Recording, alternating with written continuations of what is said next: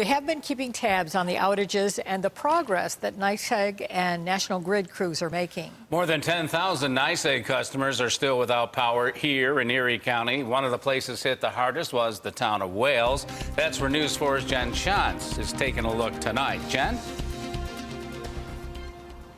Good evening to you, Don. Yeah, the majority of folks in the town of Wales are still in the dark tonight, including the folks who live right behind me here. They told me that they were told to expect power to restore around Saturday, so they're not super optimistic right now. While the winds are really, obviously, they're not as heavy as they were yesterday, much calmer. If you need any proof of how intense they were, all you have to do is look at this person's lawn. They have branches just like this one strewn about all over their lawn, and I've seen them out and about kind of cleaning up today. Now, crews have also been out and about here dealing with trees and live wires. According to NYSEG, there were 500 live wires out and about around Western New York, so they made that a priority today.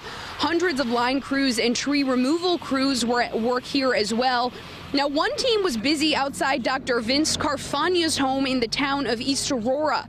A lot of his trees toppled over in that strong wind, snapping some of the electrical wires.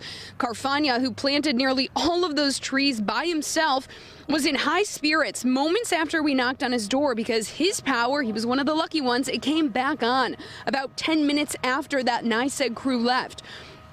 Now, this guy is no novice when it comes to getting through these outages. He's lived here since the 1960s, and while the task of trying to salvage dozens of his trees isn't a light one, he remembers when it was a lot worse.